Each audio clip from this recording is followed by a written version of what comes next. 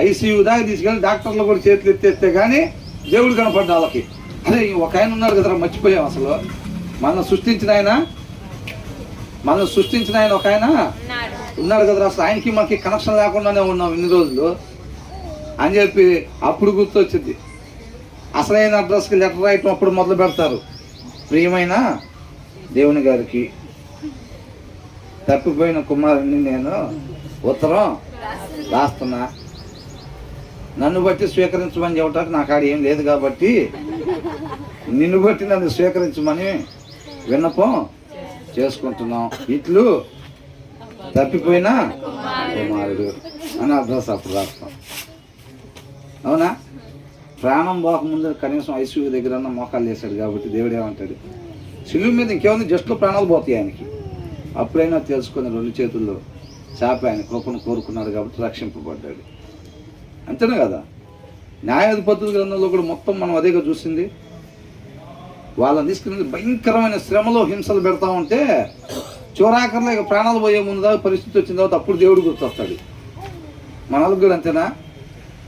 అప్పుడప్పుడు ఇప్పుడు బ్రదర్కి వచ్చే ఫోన్ కాల్స్ అన్నీ అయ్యే ఉంటాయి. ఎప్పుడు బ్రదర్ మేమంతా దేవుడి కృపను బట్టి బాగున్నాం బ్రదర్, ఆరోగ్యాలన్నీ బాగున్నాయి బ్రదర్, మేమంతా సంతోషంగా ఉన్నాం బ్రదర్, మా కోసం ప్రార్థన చేయండి అని ఎవరిని చేస్తారా?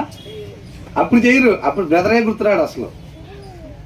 అప్పుడు బ్రదరే ఎప్పుడైతే కాళ్ళు లేకపోతుందో అప్పుడు ఎమ్మటే ఎవరు గుర్తొస్తారు? నాన్న గుర్తొస్తాడా?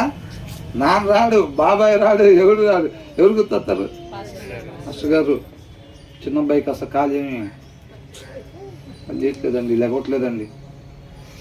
అదేలేమ్మా మాస్టర్ గారు ఏమనుకుంటారు, అదేలేమ్మా మీ ఫోన్ వచ్చిందంటే ఇట్లాంటిది ఏదో జరిగి ఉంటుంది అనుకున్నాను, చెప్పమ్మా ఏమైంది అసలు ఇంతకీ అని అంటాడు. అంతేనా కదా? దేవుడికి కూడా మన వ్యక్తిత్వాలు. ప్రాణం పెట్టాను మీకోసం. ప్రాణం పెట్టకముందు అద్భుతమైన సృష్టినిచ్చి నేను మీ చేతికి అప్పగిచ్చా కదా, భూమిని మీకు చేతికి అప్పగిచ్చాను కదా. అప్పగిస్తే దాన్ని బాగొట్టారు. దాన్ని బాగొట్టి తీసుకెళ్ళి ఎవరి చేతిలో పెట్టారు? అపవాది చేతిలో పెట్టారు.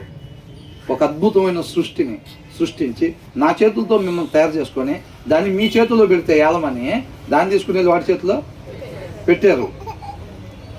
ఇరుక్కుపోయారు, ఎవరు బయటికి రావడానికి లేకుండా చేశారు. సరే నేను వచ్చా మీకోసం, నేను వచ్చి తీసుకొచ్చి మిమ్మల్ని నా పరిశుద్ధమైన రక్తం అనే వెల ఇచ్చి మిమ్మల్ని కొనుక్కొని విమోచించాను కదా, దాంట్లోంచి బయటకు తీసుకొచ్చాను కదా. ఇప్పుడు కూడా ఏం చేస్తున్నారు? ఇప్పుడు కూడా ఆయన శిలువ మరణానికి విలువ లేకుండా ఆరోగ్యం బాగుంటే మన ఇష్టం వచ్చినట్టుగా మనం జీవిస్తూ ఉంటాం. అర్థమవుతుందండి? తర్వాత ఏమంటారు?